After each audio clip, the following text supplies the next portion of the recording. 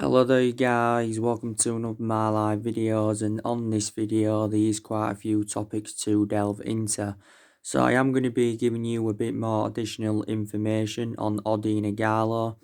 Then I am going to be giving you some latest news on Joshua King from Bournemouth. Haven't spoken with you about Joshua King for quite some time and that. And then there'll be more other things to talk about a bit later on in the video. But the first topic I'm going to start with is Odion Ighalo. So Odion Ighalo's loan deal at the football club expires next Monday. Now, according to the Daily Mail and a few other media outlets, they have said our hopes of extending Odion Ighalo's loan have been dealt a severe blow after Shanghai Shenhua are demanding that Odion Ighalo will rejoin them for the start of the new Chinese Super League season. It also mentioned that we do want to extend Odion Ighalo's loan for a further 3 months, but Shanghai Shenhua have rejected this proposal. So it's looking very, very likely now that Odion Ighalo will be going back to Shanghai Shenhua. Now, obviously, don't forget Shanghai Shenhua have offered him a 2-year contract extension until 2024, and the 2-year contract is worth around £400,000 a week, to convince him to turn down a permanent move to Manchester United. Now, obviously, reports came out quite a few weeks ago saying that Shanghai Shenhua do want £20 million if they had to let Odion Ighalo go permanently. I think Solskjaer did make the admission, saying, he wants to get Odion Ighalo a permanent contract at the football club, but we have got reservations, I think, about paying the £20 million that Shanghai Shenhua do want for him. Now, we did get Odion Ighalo in on loan in January. I think we paid around £4 million to get him on loan.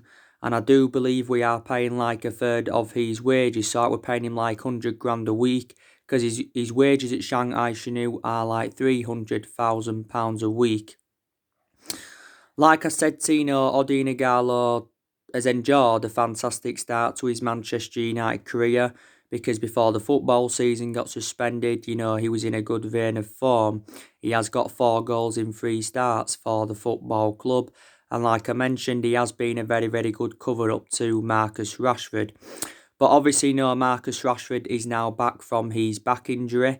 Rashford, has been stepping up his fitness regime. And when the football season does resume, Marcus Rashford will be available in that. Like I said, Marcus Rashford was one of our best players earlier on in the season before I got this back injury. But overall, he's one of our best players anyway. So I don't see us, extending Ighalo's loan, and I don't see us, getting him on a permanent transfer and that. Odion Ighalo, don't forget, is a lifelong Manchester United fan. Obviously, before I was at Shanghai Shenhua, don't forget Odion Ighalo was at Watford. He enjoyed quite a few years at Watford, did Odion Ighalo, and did really, really well for them.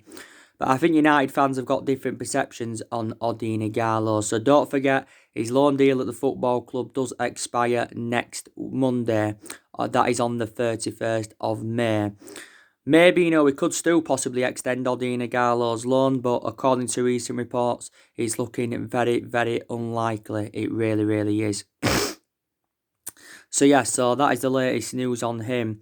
So which striker should Manchester United, recommend in? Because we are in search for a striker. Now, let's give you the news on Joshua King from Bournemouth. Now, I was just reading Sky Sports. I think this was stemming from Sky Sports yesterday, and Sky Sports is a very reliable source. And it's also in a few other media outlets. And it does mention that 4 of the top 6 sides in the Premier League are interested in Joshua King. So it says, my club, Man United, are interested. Liverpool, Chelsea and Wolves are all interested in Joshua King. Now, we're probably seeing Joshua King as an alternative to Odion Ighalo. So if we can't extend Odion Ighalo's loan, or we can't get him permanently, we'll look to get Joshua King. Now, don't forget, we went in for Joshua King on deadline day in January. I think we had put a £20 million bid in, but Bournemouth had turned this £20 million bid down. I think there was reports coming out on deadline day in January saying that Bournemouth wanted up to £50 million for Joshua King, and that's when we dropped our interest in the player. Now, Joshua King, I think this has been his 5th season with Bournemouth. Joshua King has scored 48 goals for Bournemouth in all competitions, and I think in around 163 appearances. Joshua King, I think, has got a year left on his contract with Bournemouth. I think there's 2 players from Bournemouth who are set to leave, and that's Jordan Ibe and Ryan Fraser, because I think their contracts do expire this summer, if I am correct. So there you go. But I do like Joshua King a lot. He is the age of 28. I think his versatility is also very, very good, because you can put Joshua King on the left, can't you put him on the right, and you can also play him centrally. Now, Joshua King, of course, is a former Manchester United player. Don't forget he began his career with us, because I think we got him from Vålerenga in 2008, Joshua King. Then after he left us, he was loaned out at quite a few clubs. I think King had loan spells at Preston, Borussia Mönchengladbach. I think he also had a loan spell with Hull. He also had a loan spell with Blackburn. Then, Blackburn did get him permanently, and I think he enjoyed a couple of years then at Blackburn. But I've got to say, since his arrival at Bournemouth, he has been a revelation as the player. So it's reportedly said, Manchester United are now interested in him. Would you take Joshua King back at Manchester United? Now, like I said to you a while ago, it's very, very rare that players go back to their former clubs. We have seen it happen. Obviously, we saw it with Paul Pogba. We had Paul Pogba under Ferguson when he was a lot younger. Then, obviously, he went and enjoyed 4 years with Juventus. Then, we paid £89 million for him in 2016. So, Paul Pogba came back to Manchester United. We saw it with Thierry Henry with Arsenal. I think we saw it with David Luiz with Chelsea. So yeah, you do see it happen, but it is very, very rare in that, So would you take Joshua King at Manchester United? Do let me know in the comments below. Do let me know in that. Probably would cost in the 20 odd or 30 odd million pound range. So that is the latest news on that. You saw my videos that I did yesterday. Of course, I was talking with you about Timo Werner from RP Leipzig. He's been another player on Manchester United's agenda. Owen Hargreaves has actually said that I should snub a move to Liverpool and come to Manchester United, Timo Werner. But I'm very, very sceptical that we'll sign Timo Werner, because Timo Werner's already revealed that his preference is a move to Liverpool. Don't forget he's had quite a few meetings with Jurgen Klopp as Timo Werner. One most recently. I think he had a meeting with Klopp a couple of weeks ago on that.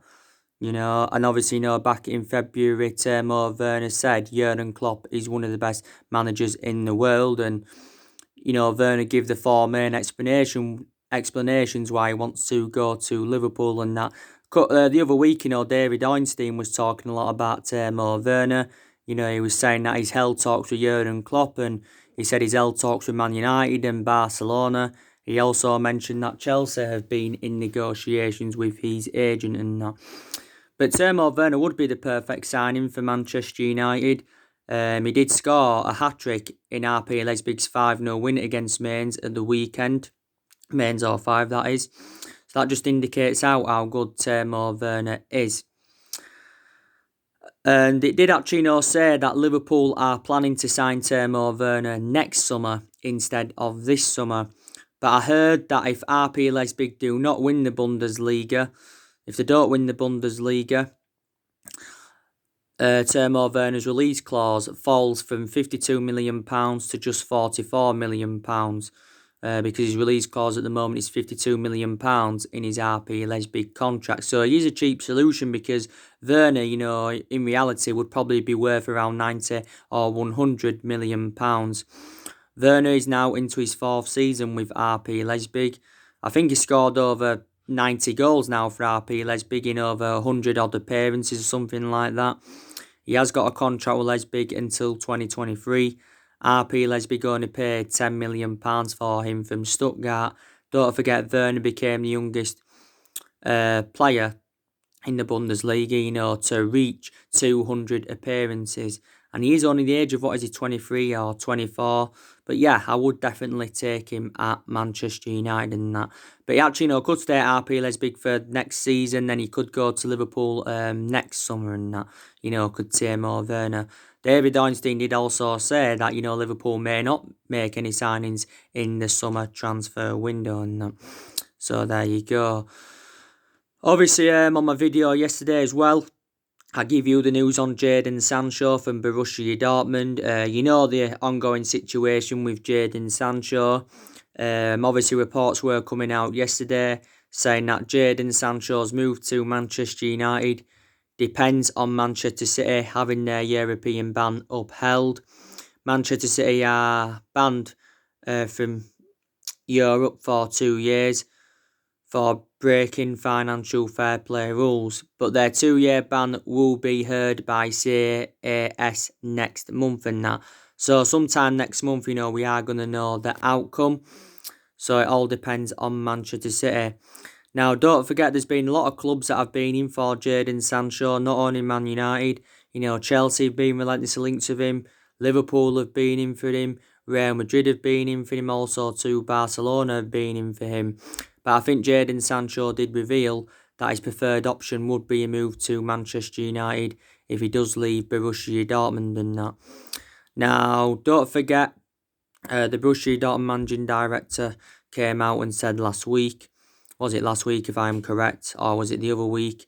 He mentioned, that players' transfer valuations are set to drop in the summer transfer window due to the coronavirus crisis and that. It also recently mentioned that Bayern Munich were in for Jadon Sancho, but I don't think Borussia Dortmund have got any interest of selling him to Bayern Munich because they are Bundesliga rivals and that. They are Bundesliga rivals. But you had David Ornstein again. He came out the other week and said there's a very, very high chance that Jadon Sancho will join Man United in the summer. And he did say, Manchester United do remain the favourites to sign him and that. But Borussia Dortmund do remain ruthless over their valuation. They have still said they want at least £100 million. Don't forget, we've said we are not willing to smash our transfer record for Sancho. I think we're hoping to get Sancho for around £60 or £70 million. But I don't think any of them figures are going to be enough to convince Borussia Dortmund to offload him. Dortmund are waiting until the summer transfer market stabilises before they consider selling Sancho. But I've outlined a couple of the reasons why I take Jadon Sancho at Manchester United is because he's well proven in the Premier League. Plus, he's got a very, very good friendship with Marcus Rashford and that. And overall, he's just a very, very good player, and he is only at the age of 20. Borussia Dortmund is the third club in Jadon Sancho's playing career. Because obviously, before he was at Borussia Dortmund, he was at Man City. The main explanation why I left Man City is because he didn't get any first team opportunities, and before he was at Man City he was at Watford. He began his footballing career with Watford, did Jadon Sancho and that. And obviously now he's into his third season with Borussia Dortmund, but since his arrival in Germany I think he has been a revelation. Sancho's got a contract with Dortmund until 2022. Dortmund only paid £8 million in from Man City, so Dortmund are looking to make like a £92 million profit on the player. But Jadon Sancho's valuation has persistently grown, reflecting on his good performances in Germany. I think Jadon Sancho is still injured at the moment, or he's not fully fit. I think he's had some kind of calf problem, because as you all know now, the Bundesliga is back, and obviously he was on the bench for the second game in a row since the Bundesliga resumed. But, he still played parts in the game, but, he didn't start. So he could still have a slight calf injury, could Jadon Sancho. Don't forget, we've said we are willing to offer him the number 7 if he comes to Man United. Because, we have got number 7 vacant at the moment. And like I said, we've had a lot of good number 7s up and down the generations. But our recent number 7s haven't been so good. So let's just put that into the equation. But, we have been working on Jadon Sancho's contract for quite some time, and we've also been in negotiations with his agent. Fabrizio Romano broke out a while back, and Fabrizio Romano is a very reliable Italian journalist. And like I said, Borussia Dortmund have recruited quite a few players in recent years. They got the likes of Erling Haaland, Thorgan Hazard, Julian Braun, Emre Can and that. But they're also known as a selling football club because they have let quite a few of their players go to the Premier League in recent years. Don't forget they let Christian Pulisic go, they let Aubameyang go, they let Mkhitaryan go, they let Shinji Kagawa go, Ukwan Gundogan. There's a few players as well who they let go who didn't go to the Premier League, and that was Ousmane Dembele and Matt Hummels. Now, obviously Dortmund would have generated a lot of money for all of their departures and that. Maybe we could try and include as one of our players as part of getting Jadon Sancho, so we don't have to pay the £100 million that Borussia Dortmund are demanding and that. So there you go. And Jadon Sancho is predominantly a right winger, and don't forget we're in search for the right winner. We first expressed our interest in Jadon Sancho in 2017, and this was before he went to Borussia Dortmund and that. But I do expect more things to update about Jadon Sancho. So there you go. But obviously, there's going to be a lot of uncertainty in the summer transfer window. We don't know what's going to be happening, and like I mentioned, it's going to be interesting to see how Ole Gunnar Solskjaer approaches the summer transfer window. Don't forget Ed Woodward. Ed Woodward on Thursday, last Thursday that is, spoke to our investors on a conference call, and he did reveal our latest financial figures. And don't forget, our debt has risen up by almost £130 million. So I think our net debt now in total is around £429.1 million, with the club no longer predicting revenues of up to £580 million. Ed Woodward did say, by the way, the coronavirus pandemic is one of the hardest moments in Manchester United's 142nd year history. And Ed Woodward did also mention on the statement that he's optimistic about the season returning in June. So this is what Ed Woodward had said. But obviously, before he revealed this, I think it was last month, Ed Woodward did insist that we will not do business as usual in the summer transfer market. So in that aspect, he ruled out big transfers to Man United, and he did suggest out that we will not be spending hundreds of millions of pounds on players. But Solskjaer himself a couple of weeks ago made a key transfer statement, and even he said, we will enjoy a different transfer window, to the recent ones, that we have enjoyed.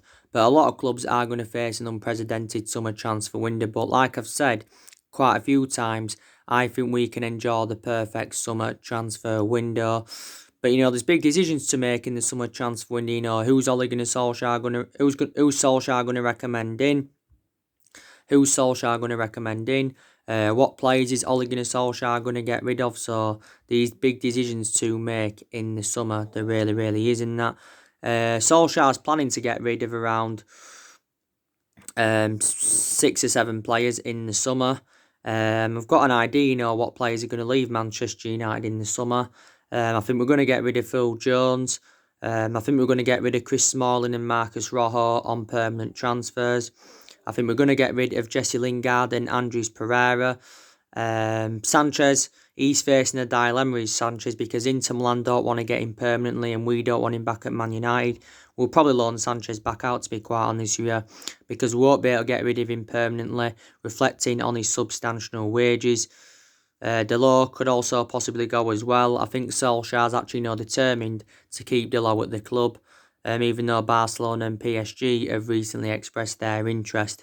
Diego Delors is our backup, right back to Wan-Bissaka, but Delors' appearances have been limited, obviously due to his injuries.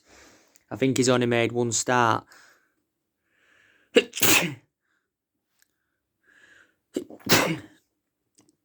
think he's only made one start in the Premier League this season, is Diego Delors. So there you go. Angel Gomez, I do expect him to leave the football club because his contract does expire at the end of next month. And there's no signs of Angel Gomez signing a new contract because we have put forward quite a few contract offers for Angel Gomez and that. Like I said, there's still a lot of uncertainty over Paul Pogba's future at Manchester United. So a good 6 or 7 players are going to leave in the summer transfer window. Like I said, Solskjaer has got rid of a lot of the deadwood anyway since he got recommended into the football club. I think a total of 19 players have left Man United since Solskjaer came in. I think around 8 or 9 senior players left. And there's around 10 young players that, of course, left as well.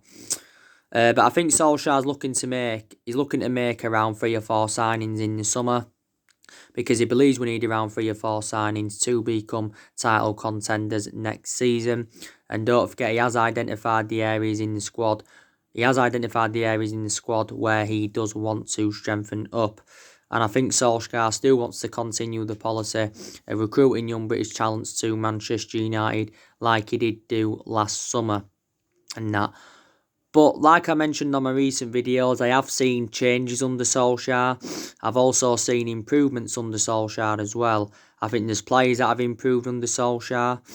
Like I said, our record against elite opposition's been very, very good this season, because we've taken like 17 points against the big 6 sides this season. But Solskjaer, by the way, was talking about what has changed at Manchester United since he replaced Jose Mourinho back in December 2018 and that. Don't get me wrong, there's decisions Manchester United and Solskjaer do need to make before the season resumes and that. Like I've mentioned before, there's things that Solskjaer needs to work on. Like I said, he needs to work out his best 11. He also needs to work out his best formation, because Solskjaer has been changing formation persistently this season. He's been going like with a 4-2-3-1. He's also been going with a 4-3-3 a few times. He's also gone with that 3-5-2 formation. Like I've said before, from my own perception, will look more expansive with that 3-5-2 and that. So there you go. So, there's still things that Ole Gunnar Solskjaer does need to work on, definitely. I think, we've also improved in the transfer market under Solskjaer as well.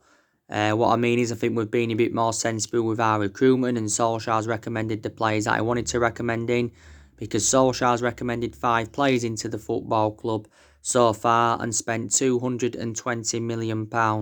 That was in the last 2 transfer windows, because Solskjaer didn't recommend anyone in his first transfer window.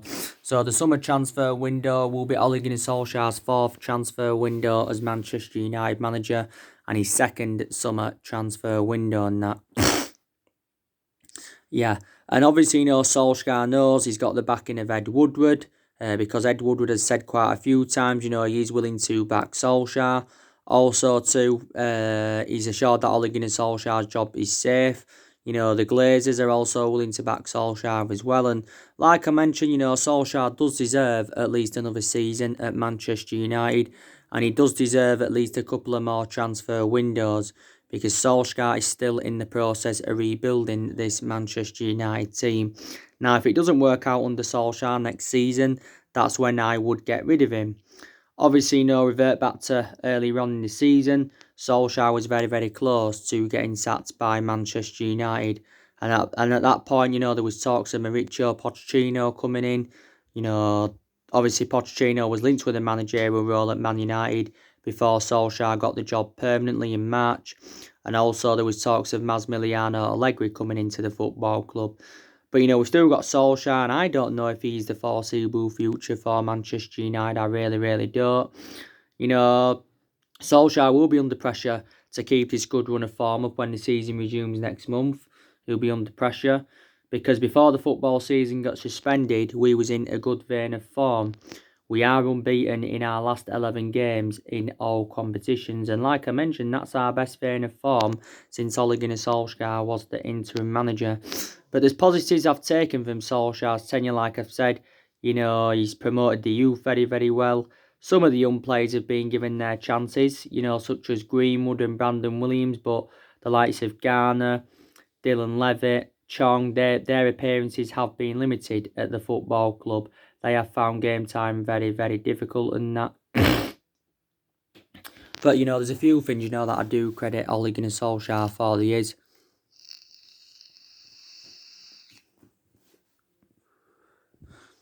a few things, that I do credit Ole Gunnar Solskjaer for and that. So there you go. And yeah, so I've said to you, haven't I, this football season is resuming next month, which is, very, very good news. There's some reports that are saying, it's going to be resuming on the 19th of June. There's some reports saying it's going to be resuming on the 18th of June. And I think there was a few reports saying it could be resuming on the 12th of June. It all depends on the fitness levels. The Premier League has been suspended, since the 13th of March. So it has been suspended now for a good, 9 or 10 weeks, something like that. The last game we did play was our 5-0 win against Lask. So I can't wait until the football season, resumes. As you all know, Bundesliga returned not too long ago. La Liga, I think, is supposed to be resuming on the 8th of June and that. So yeah, this is obviously very, very good news. Don't forget, last Wednesday we returned to training at Carrington. A lot of clubs up and down the country, not too long ago, returned to training up and down the country because the Premier League did confirm last Monday on a statement that clubs had unanimously voted to return to smaller training groups. And I did say, didn't I? That is a step. That was one of the step forwards to resuming the season. But we've been in. Our full squad now has been in training, and I think we've named the 29-man squad for when the season does resume. Don't forget, Tottenham Man United is the first Premier League game back, and it is live on Friday Night Football. Solskjaer, of course, is looking to beat Jose Mourinho for the second time as manager. And he's looking to beat Tottenham for the third time in total because Solskjaer's beaten Tottenham twice as a manager so far. And Jose Mourinho will be reuniting with Manchester United. Like I said, we've got a fully fit squad anyway, like Solskjaer confirmed quite a few weeks ago. Rashford's now back from his back injury. Also, too, Paul Pogba's back because Paul Pogba was out with an ankle injury. Pogba's only played 8 times this season for the football club and that. But it'd be interesting to see, what 11 Solskjaer goes out with against Tottenham. Like I said, we'll be making rotation, because Solskjaer's made a lot of rotation this season, but that's reflecting on the injuries we've had. That's why Solskjaer, was making rotation.